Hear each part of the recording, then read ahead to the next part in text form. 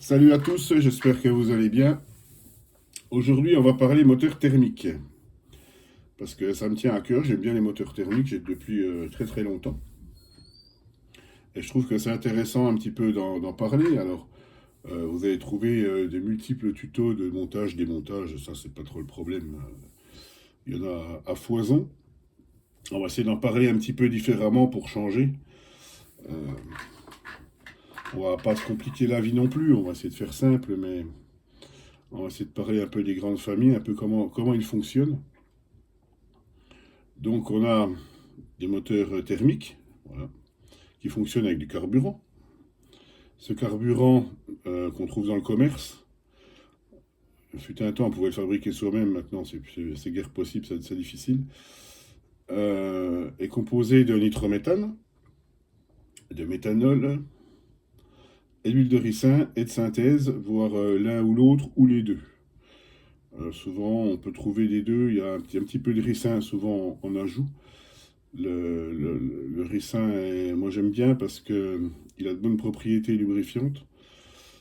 Et voilà. Ce que je reproche un peu, c'est que les fabricants ne donnent pas d'informations sur les quantités, ce qu'ils mettent dedans. Enfin, quand on ne peut pas trop savoir le pourcentage d'huile qu'il y a dans les carburants. Moi, je pencherais vers 13%, à peu près. Entre 13 et 13%, je dirais que c'est à peu près ce qu'on trouve en voiture. En sachant qu'en avion, par exemple, on avait beaucoup plus. Sur un moteur 4 temps, par exemple, on peut monter à 20% d'huile. Vous voyez tout de suite la différence.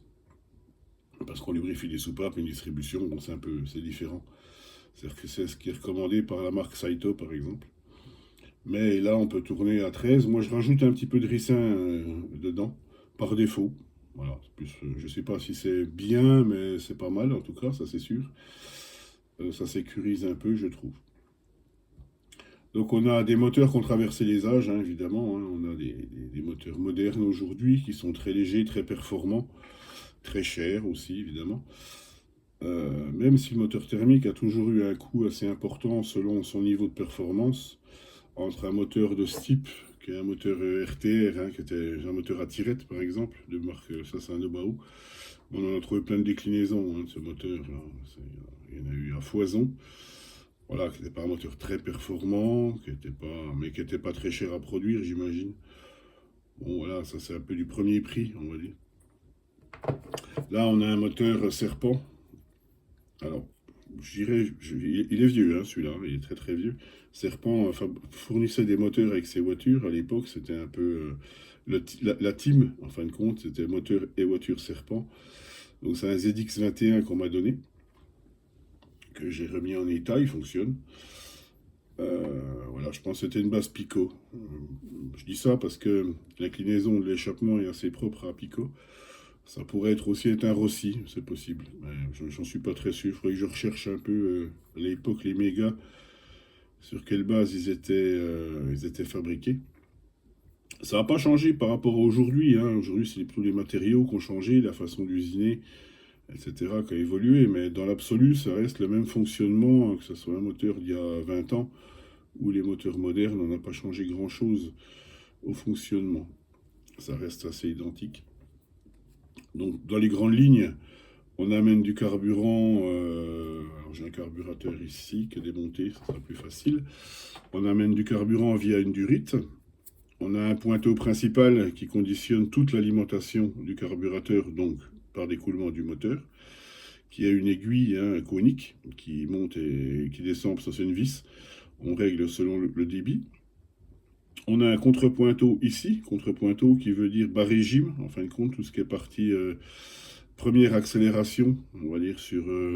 Allez, là on est sur quoi 50%, pas tout à fait 50, je dirais 40% d'ouverture du boisseau.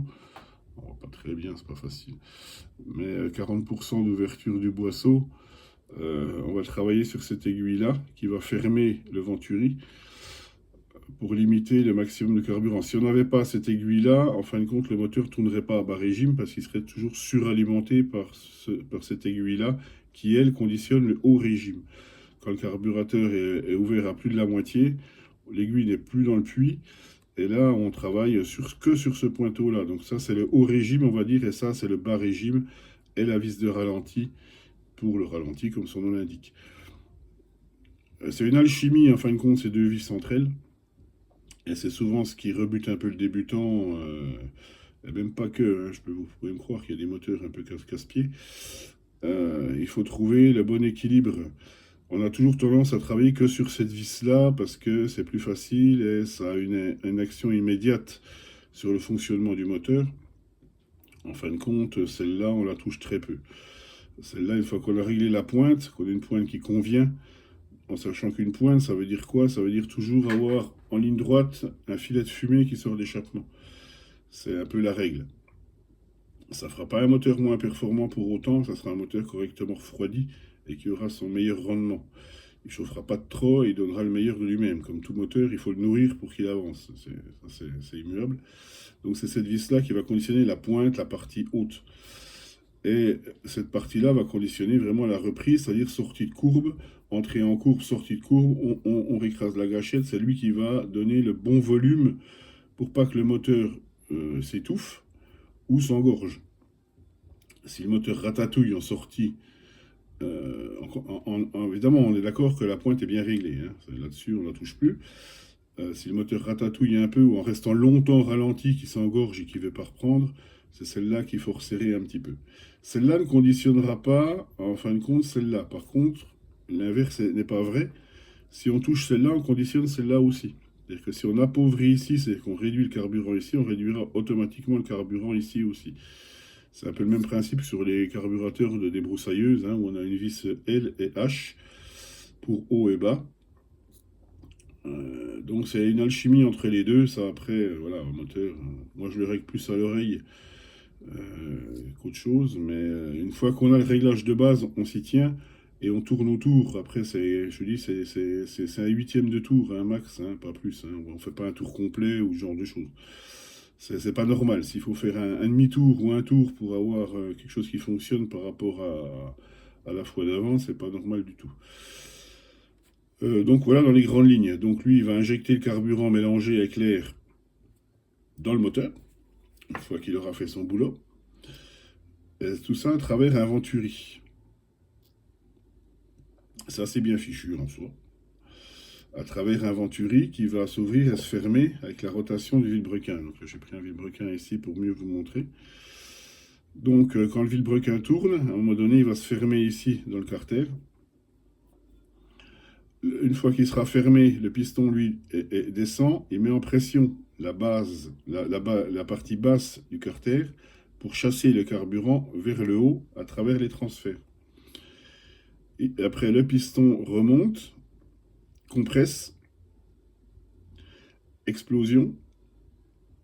Hein, et là, le boisseau, il va se rouvrir pour aspirer, en fin de compte. Hein, quand on est dans cette phase-là, cette phase ici-là, il va aspirer à nouveau parce que quand le piston est remonté, il crée une dépression en bas, donc il va raspirer le carburant ici et ainsi de suite, quoi. Le cycle se fait comme ça. Les fabricants donnent un diagramme, c'est-à-dire que c'est l'angle. Le diagramme, c'est en fin de compte l'angle entre la partie là et le maneton. Hein, c'est comme si on pouvait régler, comme si cette partie-là était désolidarisée, pardon, de la partie maneton, qu'on pouvait régler, en fin de compte, ça, pour régler le diagramme d'admission. Donc ça, c'est calé d'usine. Donc selon les moteurs et selon leur conception, cet angle-là est donné par le fabricant. Ici, on a ce qu'on appelle la cuillère, hein, par exemple. Ici, on voit qu'elle est... Ça va être un vilebrequin d'OS, de mémoire. Elle a été travaillée pour que le carburant arrive le plus naturellement possible dedans, qu'il n'y ait pas de cassure, de blessure, que ça rentre tout seul et que ça glisse jusqu'à l'opposé ici, où on retrouve la virgule turbo, alors vulgairement appelée comme ça, hein, là il faut y donner un nom, la virgule turbo qui elle, et là ici par exemple on voit ici qu'il y a un chanfrein sur cette partie-là, qu'on ne retrouve pas sur tous les moteurs, qui permet par la rotation de faire un effet catapulte du carburant vers le haut moteur, qui est quand même la partie la plus un peu compliquée, parce qu'il faut quand même que le carburant puisse passer dans tous ces petits tuyaux là. Alors on va prendre une chemise, ça sera plus simple à voir. Donc ici on a la lumière d'échappement la plus grosse, qui a une forme trapézoïdale, pas toujours. Des fois, elles ont des formes un peu alambiquées, selon, pour favoriser l'écoulement des gaz frais, des gaz brûlés, pardon. Ici, les transferts latéraux, qui sont aussi appelés transferts de balayage, parce que ce n'est pas des transferts qui vont vers le haut de la chemise, ils vont vers l'arrière. Hein, le carburant est amené comme ça, en fin de compte. Le transfert arrière, qui peut être simple ou qui peut être double, qui s'appelle le transfert Schnurl, qui lui, par exemple, par sa forme, on va envoyer le carburant directement sur la bougie, directement sur la chambre de combustion au-dessus. Il a une fonction verticale. Alors que ici, ces transferts-là, c'est plus une fonction latérale. Le but de ces transferts de remplissage-là, c'est d'amener aussi le carburant, mais c'est surtout d'empêcher les gaz frais de se barrer par l'échappement. Hein, par l'envoi, en fin de compte, vers l'arrière, ça évite que ça foute le camp pendant le temps qu'il est ouvert. C'est assez bien fait. Et je déconseille très fortement d'aller les bricoler. On peut améliorer un petit peu ici la partie extérieure, comme sur ce moteur-là, qui a été préparé. On a une petite fente d'ailleurs qui est mal faite, mais qui permet d'amener un petit peu plus, on va dire, de la facilité pour le carburant. On voit ici par exemple l'échappement qui n'a pas tout à fait la même forme. La chambre n'a pas tout à fait le même dessin. Donc en gros ça fonctionne comme ça. Une fois que le carburant est rentré à l'intérieur, le piston ferme, on a l'explosion, il redescend, il ouvre l'échappement et ainsi de suite, et ça fonctionne comme ça. Tout ça est conditionné par évidemment la bougie, parce qu'il faut bien enflammer le mélange. Donc ces bougies sont composées d'un filament de platine, tungstène, enfin il y a un tas de bazar dedans, et elles ont des indices. Alors souvent c'est compliqué les indices, parce que c'est variable de 3 à 9. Je crois que la plus froide ça doit être 9, il me semble que ça doit exister, les bougies Super Gold. Pas en voiture 9, je crois que j'ai jamais vu, je vois pas l'intérêt. Euh, Souvent, les anciens disaient que le numéro de bougie est conditionné aussi par la cylindrée. Plus le moteur est petit, plus on va descendre, et plus le moteur est gros, plus on va monter. On va mettre facilement une 8 par exemple sur un moteur 10 ou 15 cm3 en 2 temps. C'est pas déconnant du tout. Par contre, sur un 2.5, on peut tourner 3, une 4, une 5. Je dirais pas forcément plus. Alors, pas forcément plus, ça dépend. C'est conditionné aussi par le taux de nitrométhane que vous allez avoir dans votre carburant. Si vous avez un taux très élevé, genre 25%, une 5, ça peut peut-être être un peu juste, on peut peut-être tourner une 7. Ça marche. Parce que la bougie, elle conditionne pas que l'allumage, elle conditionne aussi l'avance à l'allumage. Et ça, on ne sait pas toujours. Et en fonction du taux de nitro, bah, ça peut être variable. Donc un moteur peut fonctionner mieux avec tel type de bougie ou tel autre type. Le plus souvent, on prend la bougie de la marque, parce que ça semble plus rassurant. Sur un OS, on met une bougie OS, ce qui n'est pas faux du tout, parce que les bougies OS n'ont pas tout à fait la même forme. La culasse OS est un peu spécifique, et les bougies OS, alors je dois en avoir peut-être là. Je sais pas si j'en ai, il me semble que j'en ai. Ça c'est des bougies plates. Il me semble que j'en avais. Elles sont peut-être pas là, elles doivent être rangées ailleurs. Mais je crois que les bougies OS, ça c'est ce qu'on appelle les bougies turbo. On voit qu'elles sont coniques, on voit qu'elles sont pas du tout faites pareil que les bougies plates qu'on avait d'antan, qui va par exemple sur le moteur là au fond là. La bougie plate, elle est plate, et la bougie conique, elle est conique. Qu'est-ce que c'est fort? Parce que la forme de la chambre de combustion est différente. On ne peut pas mettre une plate sur ce qu'on appelle, entre guillemets, les culasses turbo. Voilà, ça c'est une culasse turbo. On voit bien qu'elle est faite spécifiquement pour ce type de bougie. Il est fortement déconseillé et voire... Alors, je ne sais pas si on peut... De toute façon, je crois qu'on peut pas, c'est déjà pas le même filet. Mais bon, dans tous les cas, chaque bougie va avec sa culasse.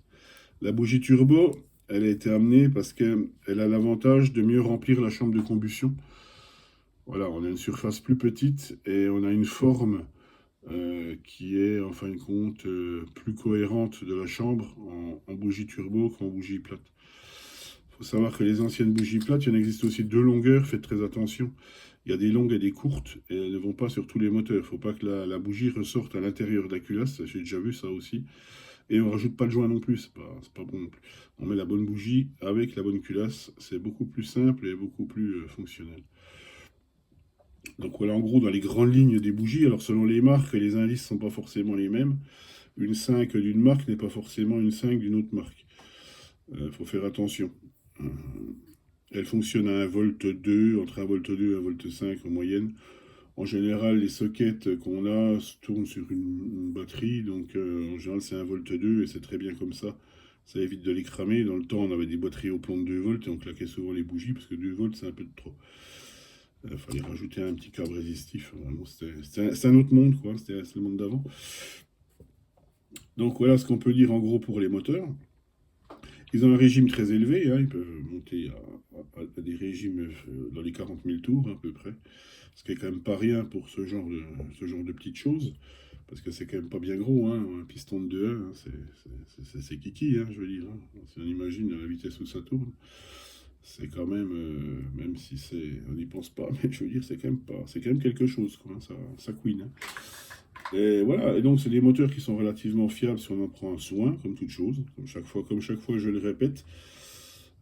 Il faut surtout pas tourner trop pauvre ni trop chaud. Hein. Au-delà de 100 degrés, faut pas insister. Si le moteur prend plus de 110 degrés, c'est quand même sa limite haute. Hein. Les coefficients de dilatation, on est quand même large après. Hein. Et c'est pas normal s'il chauffe trop non plus. Ça veut dire que souvent il est trop pauvre. Donc il suffit d'enrichir un petit peu sur cette vis-là, on ouvre un peu. La température logiquement va redescendre d'elle-même, c'est mécaniquement comme ça. Hein. Ne pas hésiter à tourner plutôt gras et appauvrir un petit peu par la suite que le contraire. C'est plus facile à gérer un moteur qui tourne trop gras qu'un moteur qui tourne trop pauvre. C'est beaucoup moins destructeur pour le coup. Un point important, toujours bien soigner le filtre à air, ça c'est très très important, il doit être étanche, propre et remplir son rôle de filtre à air. Ça c'est vraiment vital parce que toutes les saloperies qui va aspirer, vous allez lessiver le vilebrequin déjà dans un premier temps. On aura un aspect mat comme celui-là, quoi. Un aspect très mat qui est dû à de l'abrasion. L'abrasion peut être due à deux choses, ou le roulement arrière qui est naze, et qui a trop de jeu, ce qui fait que le vilebrequin il frotte dans le carter en alu. Ça, c'est la fin de vie du roulement. Et c'est destructeur aussi parce qu'une fois que le carter il est bouffé, ben, on n'est plus étanche et du coup il fuit. Et ça fait un bruit un peu particulier, on l'entend hein, le roulement. Hein. C'est un bruit un peu rauque, ça c'est pas bon du tout. Donc là on n'insiste pas, on arrête tout de suite et on change les roulements. Ou un filtre à air qui fait pas son rôle et qui aspire beaucoup de poussière. Donc on a vraiment le côté abrasif qui est aussi destructeur. Hein. Ça va repasser partout. Ça va vous rincer votre chemise piston dans tous les cas. Et le moteur vivra absolument pas longtemps, quoi. Donc bien faire attention au filtre à air qui est souvent négligé. C'est souvent vu des filtres à air négligés, sales, collants, qui remplissent pas leur rôle. Et quand il est trop sale, de toute façon, il filtre non seulement pas grand-chose, mais en plus il freine l'air, ce qui enrichit beaucoup le moteur, qui rend moins performant et trop riche. Donc c'est pas dans tous les cas bénéfique quoi qu'il arrive. Il vaut mieux le changer, ça coûte pas très cher, ou le laver, certains on peut les laver. Mais avoir un filtre à air en bon état, vraiment c'est la clé déjà d'avoir un moteur qui va durer dans le temps. Et, euh, et ça c'est valable pour plein d'autres choses. Hein. Donc voilà, je sais pas quoi vous dire d'autre. Les démarrages, ben souvent ça pose pas de problème. Certains ont des problèmes, d'autres pas. La plupart du temps, il n'y en a pas. Moi, ce que j'utilise, c'est qu'avant de le démarrer, alors deux choses déjà, moi j'ai un mode hivernage, c'est-à-dire que quand le moteur tourne pas pendant longtemps, les huiles se gomment dans le moteur et il peut même se bloquer. Hein, on peut avoir des moteurs complètement bloqués. Ou des redémarrages très très difficiles parce que l'huile ça devient comme du caramel. Et du coup, c'est très compliqué et c'est pas très bon pour le moteur non plus. Donc, la petite goutte d'huile ou d'after run après, quand on va pas rouler tout de suite, on en met un petit coup par le carburateur, un petit coup par la bougie, on le fait tourner, ça le protège bien. Il y a rarement de problème. Une chose aussi qui est très très importante que je vois très rarement sur les terrains, c'est quand on arrête son moteur après la fin de la journée, on a fini de rouler. Souvent les gens l'arrêtent, elles rangent. c'est pas une bonne idée. Pourquoi? Je vous explique. Le méthanol a cette propriété fabuleuse de pomper l'eau comme une éponge. C'est un aspirateur à flotte, le méthanol, qui est contenu dans le carburant. Et quand on arrête le moteur simplement comme il s'est arrêté, et qu'on le laisse stocker comme ça, le méthanol qui reste dans le moteur, avec l'huile évidemment, mais le méthanol qui reste dans le moteur va capter l'humidité ambiante. Alors si on stocke sa voiture dans une cave, si on stocke sa voiture même dans sa maison, on a toujours un taux d'humidité élevé, il va pomper la flotte et le moteur va rouiller, surtout au niveau du vilebrequin et des roulements. Pour les moteurs non traités, parce que les moteurs traités, évidemment, mais ça c'est les moteurs modernes, haut de gamme, eux ils sont traités, normalement ils ne rouillent pas. Même si ça reste quand même pas très bon, ils ne rouillent pas. Mais pour les moteurs de ce type-là, par exemple, ou de ce type-là, qu'on les vilebrequins acier, les moteurs RTR comme ça, en fin de compte, ceux qui ont le vilebrequin blanc chromé, on voit un moteur traité, il a le vilebrequin noir. Par exemple, ça c'est les moteurs traités. Ces moteurs-là, normalement, ne rouillent pas. Mais voilà, c'est un risque qu'il ne vaut mieux pas prendre. Donc il y a une solution toute simple. Quand vous avez fini la journée, vous remettez, si le moteur s'est arrêté, vous avez arrêté un peu de carburant, peu importe, vous pincez la durite, vous accélérez un petit peu, pincez la durite jusqu'à ce qu'il s'étouffe. Ça veut dire quoi? Ça veut dire que quand vous aurez pincé votre durite, le moteur ne sera plus alimenté en carburant. Donc qu'est-ce qu'il va faire? Il va brûler le méthanol qui reste dans le moteur. Une fois qu'il aura brûlé ce méthanol, qu'est-ce qui va rester? De l'huile. Il ne restera rien d'autre. Et votre moteur, en fin de compte, est protégé naturellement. C'est l'huile est de qualité qui n'est pas du ricin, parce que le ricin, vraiment, ça gomme. Mais si c'est de la synthèse, normalement, vous pouvez le stocker comme ça quelques mois, il n'y a aucun problème. Il ne va pas se gommer, et puis il n'y aura pas de problème pour les futurs redémarrages.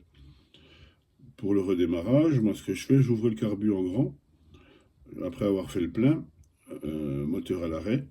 Je souffle dans la durite de pressurisation un petit coup pour ramener le carburant jusqu'au carburateur. Je laisse un petit coup s'injecter dedans, pas longtemps, hein, un petit peu, juste que ça coule un coup dedans. Je vais refaire mon carburateur. J'y mets un petit coup de bande démarrage sans mettre le socket, de façon à ce que le carburant que j'ai injecté préalablement aille faire son petit circuit dans le moteur. On met le socket, normalement un petit coup de démarreur, ça part au quart de tour. 90% des cas, c'est comme ça. Voilà, ça c'est ma technique à moi. Il est recommandé aussi pour les moteurs neufs. Alors moi je parle là pour les vieux moteurs qui n'ont pas besoin spécialement, mais les moteurs plus récents, les moteurs neufs ou vraiment qui sortent, qui sont pas très très vieux, il est même conseillé de passer un petit coup de décapeur thermique sur la culasse, sans chauffer à 300 degrés non plus, hein, mais pour l'amener vers 80-90 degrés, avec un petit coup de décapeur thermique ou le couvre-culasse électrique, pour ceux qui le possèdent, c'est très bien, de façon à déjà amener le moteur un peu à température avant de démarrer. Ça permet de dilater déjà les pièces et de ne pas avoir de contrainte du piston qui serre dans la chemise et qui force en fin de compte les premiers temps de démarrage. Il force sur la bielle, il force sur le maneton. C'est très stressant pour le moteur et c'est l'usure prématurée, quoi. Et le démarrage se trouve d'ailleurs grandement facilité en chauffant un petit coup avant.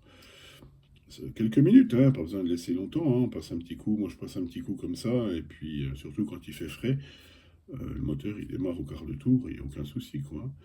Si on en prend soin, les moteurs peuvent avaler, alors je ne vais pas dire de bêtises, mais on a toujours dit à peu près qu'un roulement c'était 30 heures de fonctionnement. En moyenne, je dirais un peu moins quand même. Mais il faut compter max sur un moteur bien entretenu, qui n'a pas trop de contraintes mécaniques, qui n'est pas trop maltraité, en usage, on va dire loisir, on va dire pas trop violent, on peut compter une trentaine d'heures pour un roulement. Après moins, si c'est de la compétition, si c'est des contraintes plus fortes, si c'est un moteur préparé par exemple, le roulement va durer beaucoup moins longtemps. Ça, c'est une évidence, hein. Plus on en demande, plus il va s'user. C'est vraiment la clé, hein, ce gros roulement là. Le petit, ça va, il est quand même moins sollicité, je trouve, il y a moins de problèmes. Mais le gros ici, là, il est vachement. Il se prend vraiment toute la charge sur le nez chaque fois. En sachant qu'entre un roulement acier et un roulement céramique, pour moi, il ne dure pas plus longtemps le céramique. Il a un meilleur rendement parce qu'il est sur bicéramique. Il tourne donc plus librement. Le moteur a un meilleur rendement, pour le coup. Mais il n'a pas, pour moi, une durée de vie plus importante. Ça me semble. Enfin, je n'ai jamais constaté qu'un roulement céramique durait plus longtemps qu'un autre. Mais bon, voilà. Ça peut être une idée préconçue aussi. Et puis penser que parce qu'on a mis un céramique qui coûte quand même, là, des fois, largement le double, on est peinard jusqu'à la fin des temps. Mais non, c'est faux. Voilà. Pour le reste, c'est simple, hein, donc vous choisissez votre carburant. Alors maintenant, on a quasiment plus que du 16%, parce que le 25% avec l'Europe, ils n'en veulent plus. Mais les moteurs qui ont été conçus pour le 25% et qui ont tourné au 25%, n'ont pas tout à fait le même étagement de joints de culasse. Ils sont un peu plus décompressés en 25% qu'en 16. Et pour les gens qui passent de 25 à 16, ça marche. Mais souvent, il faut relever un joint. Alors, il faut mieux se rapporter à la notice. Souvent, c'est marqué. Souvent, c'est pas marqué aussi, je vous avoue. Donc, comment savoir? Alors, si on a, je dirais, dans l'idée, deux joints de 2 dixièmes et un joint d'un dixième, moi, je dégage le joint de 1 dixième. En général, ça suffit. Faut être léger quand on redescend un peu la culasse. Dans tous les cas, normalement, le piston ne peut pas toucher. J'ai jamais vu non plus. Mais un dixième de moins, ça semble pas mal. Chez Nova Rossi, par exemple, sur la moteur que j'ai, là, ils livrent carrément deux culasses. Une pour le 16, une pour le 25. Donc, comme ça, on ne se pose pas de questions. C'est bien fait. Mais autrement, on peut enlever un joint. Je pense qu'il n'y a pas de, il y a pas de souci pour tourner au 16, quoi. C'est normal, hein, le volume n'est pas le même. En sachant que le nitrométhane est un produit un peu bizarre, qui est quand même détonnant, mais qui produit de la flotte aussi, il faut le savoir. Donc il contribue. Alors c'est pareil, ça c'est une légende urbaine que j'ai entendue depuis, oulala, depuis que je suis petit, qu'on ne peut pas rôder la moteur avec du nitrométhane dedans. C'est une hérésie. Alors c'est totalement faux. Je ne vois pas pourquoi on ne pourrait pas d'ailleurs, et ça, je l'ai toujours fait, jamais eu de problème particulier. Le nitrométhane a aussi ce pouvoir de refroidir le moteur. Plus il y en a, plus le moteur sera moins chaud. Parce que par sa conception, quand il explose, il crée de la flotte, de la vapeur d'eau. Et du coup, ça refroidit beaucoup plus les moteurs. Par contre, la consommation est plus élevée. Plus il y a de nitrométhane, la consommation du moteur est un peu plus élevée. C'est comme ça. Mais aujourd'hui, on ne se pose plus trop la question. Tout le monde tourne au 16 en général. Donc, il n'y a pas trop de problèmes. Souvent, je pense que les moteurs, même modernes aujourd'hui, doivent accepter les deux sans trop sourciller. J'imagine que c'est plus trop un problème en soi, mais je pense que c'est quand même bon à savoir. Voilà, on ne dépasse pas la chauffe excessive, on fait attention à ça. Et on fait des petits thermomètres maintenant qui valent 2 francs 6 sous. C'est facile de prendre sa température de culasse après 2-3 tours, en sachant que le moteur fonctionne que quand il est chaud, et se règle que quand il est chaud, on ne règle pas un moteur à froid.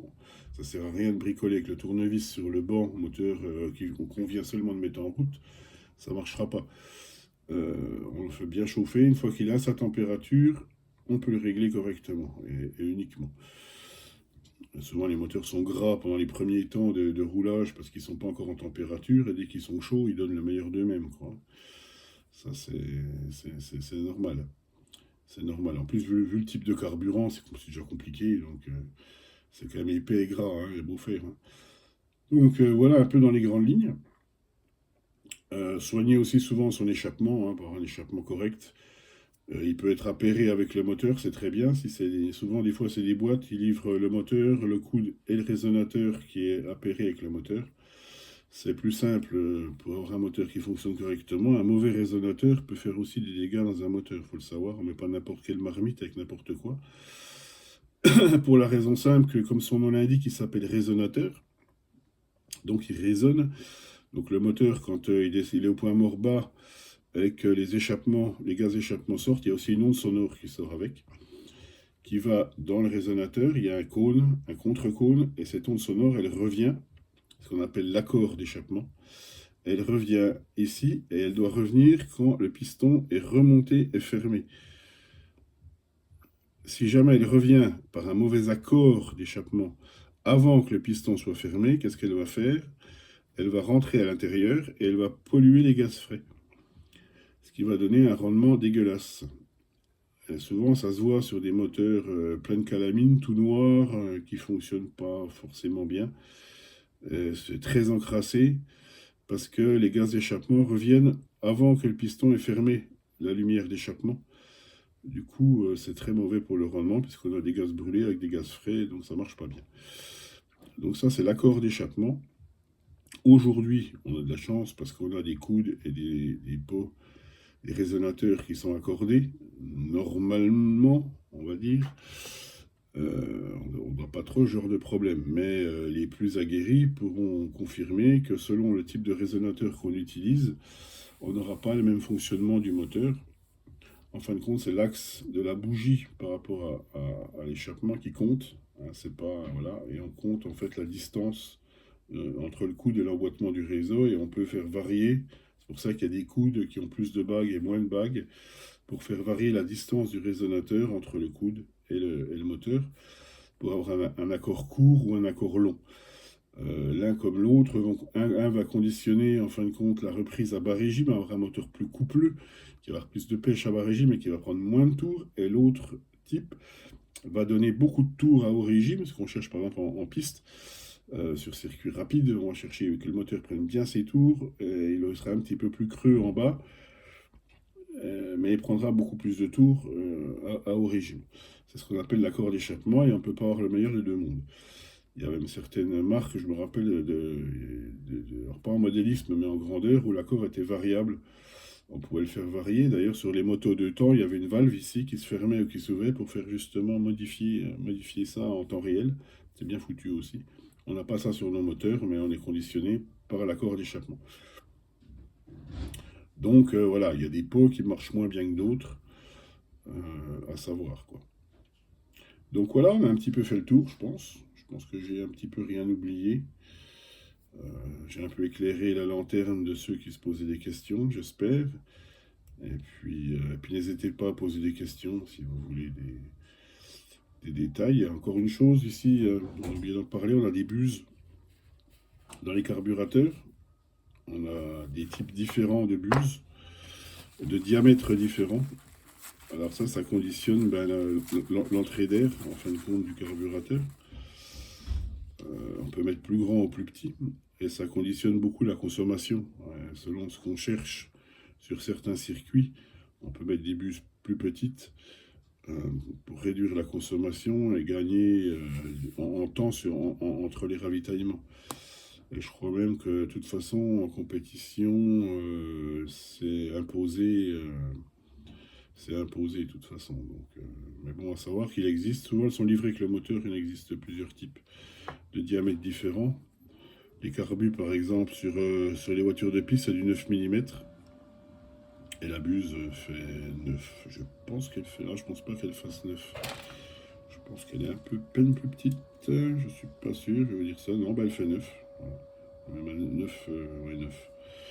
Donc c'est bien des carbus de 9 mm sur les moteurs pistes. Parce qu'on a besoin de beaucoup de puissance. Et voilà, donc sur un 12, on va avoir du 5. Là, c'est une 5.4, mais je crois qu'en général, c'est du 5. Et on peut réduire encore, hein, il existe plus petit. Donc voilà. Le joint d'échappement à surveiller, à prendre soin aussi. Un moteur ne doit pas fuir. Si votre moteur fuit, c'est qu'il y a un problème. Ou il y a un problème d'étanchéité au niveau du carburateur. Vérifiez les joints ici, avec le temps ils sèchent. Ou éventuellement il fuit au niveau du pointeau, ça arrive assez fréquemment. Il y a des petits joints à l'intérieur, là, et ces petits joints avec le temps, ils ne sont pas éternels, ils s'usent.